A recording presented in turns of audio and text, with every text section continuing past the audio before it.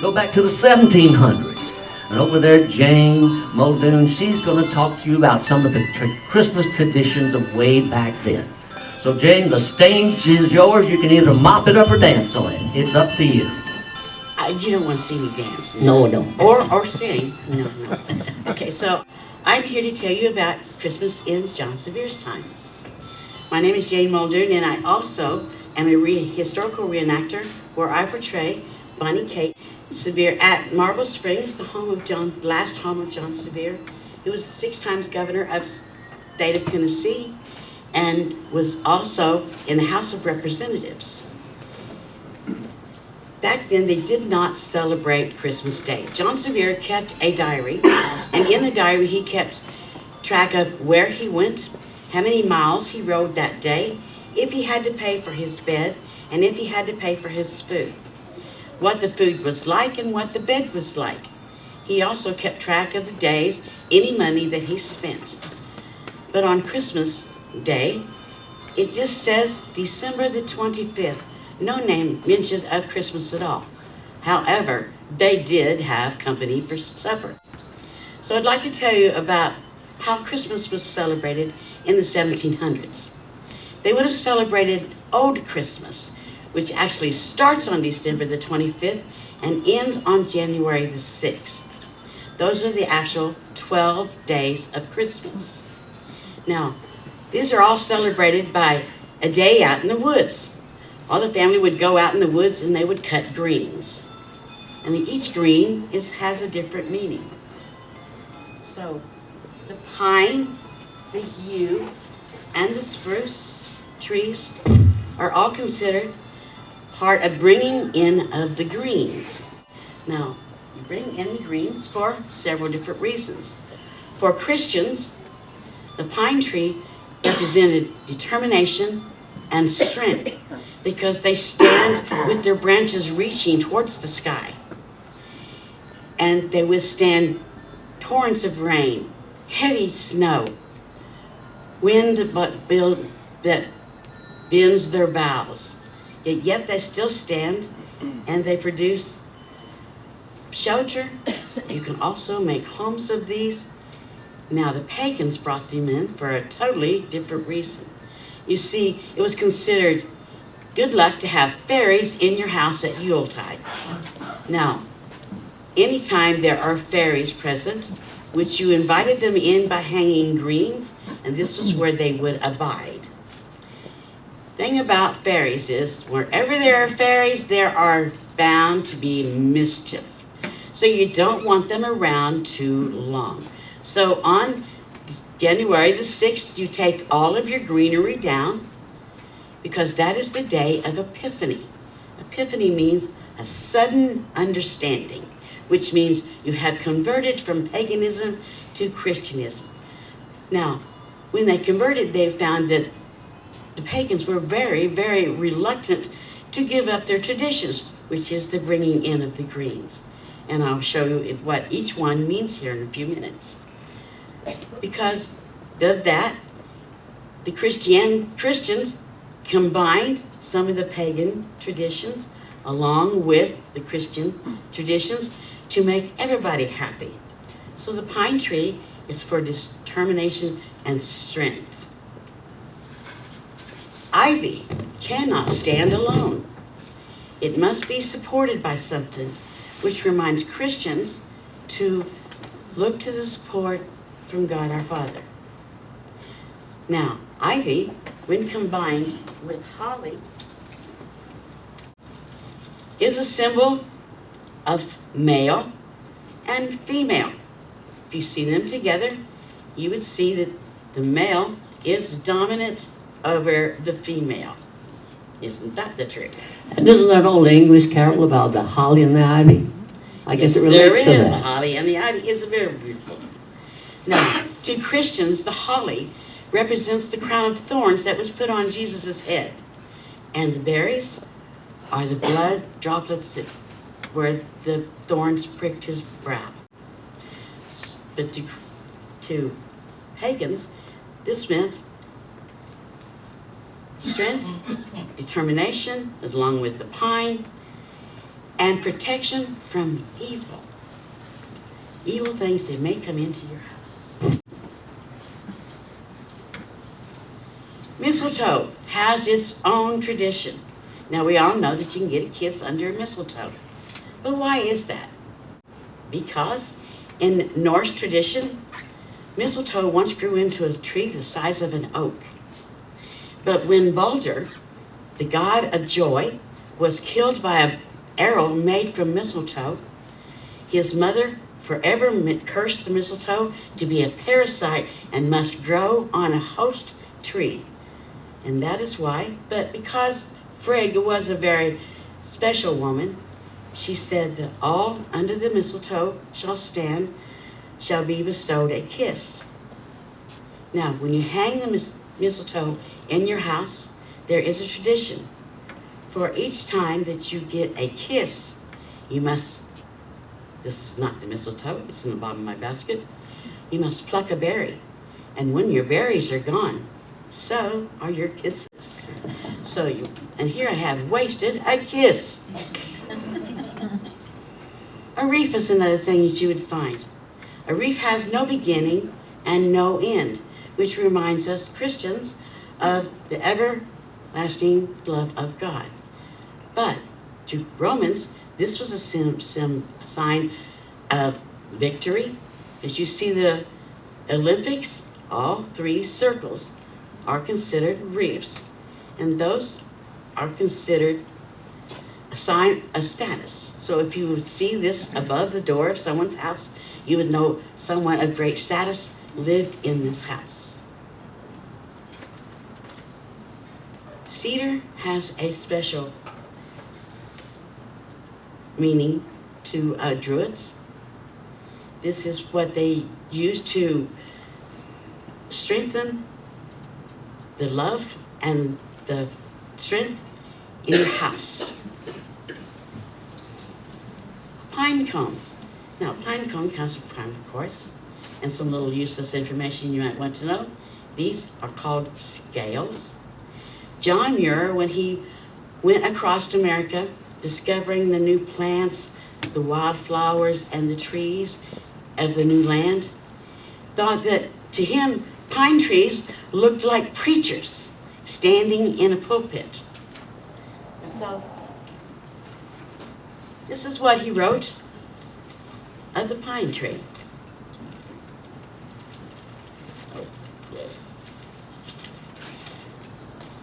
Few are immune to the preaching of the pine tree.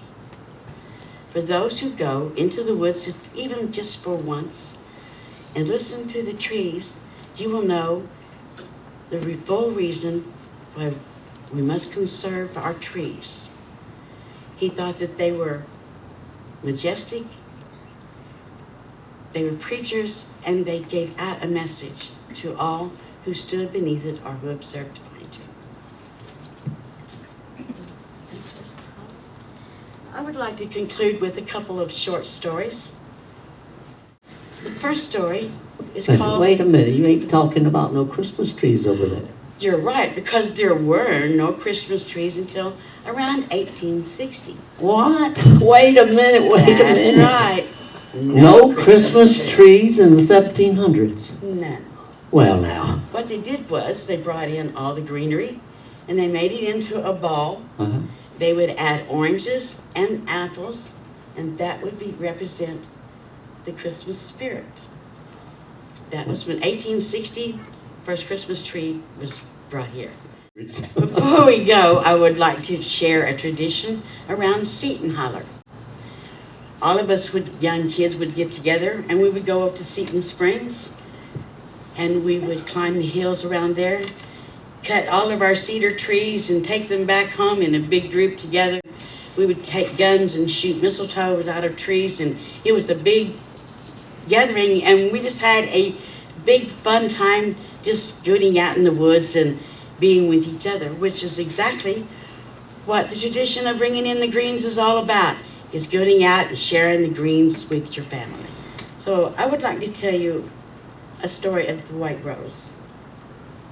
On the day that Jesus was born, there was a big to-do in Bethlehem. The star was shining down, the angels were singing, and all the lights were, everybody was wanting to know what was going on. So they started walking around town until they saw the lights, and they started going towards the light. And when they got there, they saw the Magi bringing the gifts to all the people. And they went home and they started bringing gifts to Jesus, to the Christ child, because they went. Now nearby lived a little girl, very, very poor little girl. And as she stood and watched all the excitement, the angels singing in the sky, and the Magi, real kings, standing right there in front of her, she began to cry because she had no gift to give to Christ child. And it really upset her. Now, one of the angels singing nearby observed the little girl crying, and she said, lit down next to her and said, "My child, why are you crying? This is a night of great joy. You should be rejoicing." The little girl said, "But I wanted to give a gift to the Christ child, but I have nothing to give." And she began to cry, and the tears ran down her face. And as she bent forward, the tears fell upon the ground. The angel reached down and touched the tear with her hands, and it turned into a white rose. And each tear that fell from her face, the angel touched, and it turned into a white rose. "Now," she said, "you have something to offer the Christ child. Gather them up and give them to you." And she did with great joy. White roses, you know now, are made from tears of pure love. I would like to present this white rose to a very special lady in our audience tonight. This lady has encouraged me for the last 35 years of my life, always telling me that she was proud of me, and always making me feel so good about myself, and always so happy to see Aileen Fowler. I'd like to present you with this white rose. Thank you. And thank you, Jane. You got any more you want to say right now? One more thing, go right ahead. I like to leave them laughing, so I'm going to tell you a funny story called the Plum Pudding. Now, the town of Engelberg in Tennessee was a very, very small town. Only about 350 people, and that was if everybody was at home and in town that week. And now, they weren't vicious people. They were nice, and they really cared about their neighbors, but living so close to one another, they couldn't help but hear things and see things, and we had to talk to our neighbors about them. And now, it wasn't gossip. It wasn't as mean-spirited as gossip. It was natural concern.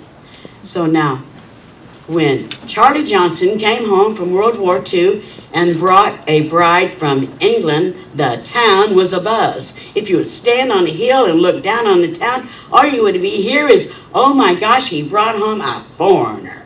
Come Sunday morning, Charlie Johnson brought his new wife to church.